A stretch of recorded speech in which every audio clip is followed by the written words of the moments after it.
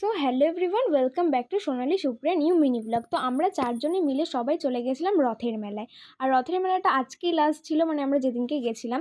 তো ওখান থেকে লাইটিংটা শুরু হয়ে গেছিলো। আর এখানে প্যান্ডেলটা দেখো খুব সুন্দর করে বানিয়েছে। আর আমরা ভেতরে ঢুকতে পারিনি, কারণ তখন আরতি চলছিল আর ঠাকুরের মুখও আমরা দেখতে পারিনি, তাই তো আমাদের সাথে শেয়ার করিনি।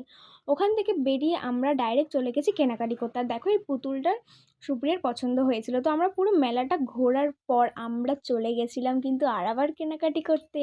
তো ওখানে গিয়ে কেনাকাটি করে আমার না ওই নাগরদোলনাটা খুব চড়তে ইচ্ছা করছিলো, বাট ওখানে অনেক ভিড় ছিল বলে আমাকে চড়তে দেয়নি আমার মা। তারপরে এখানে পাঁপড় খেলাম। আর এখানটা দেখো আমার ভাই আমাকে স্মোকিং বিস্কুট খেয়েছিল।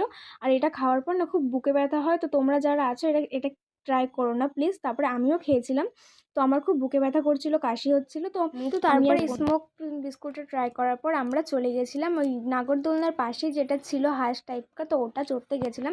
তো এটা তো অত ভয় লাগেনি, অতটা বেশি ভয়ঙ্কর ছিল না। আর এই বাচ্চা দুটো বলছিল কি ওদের একদমই ভয় লাগছিল না, ওরা তো হাত ছেড়ে বসেছিল, তাও আমি ধরে বসেছিলাম, একটু একটু ভয় লাগছিল। তো আজকের মিনি ব্লগটা এতটুকুনি, দেখা হচ্ছে নেক্সট মিনি ব্লগে। ততক্ষণের জন্য টাটা। আর চ্যানেলটা যারা সাবস্ক্রাইব করে দিওনি তারা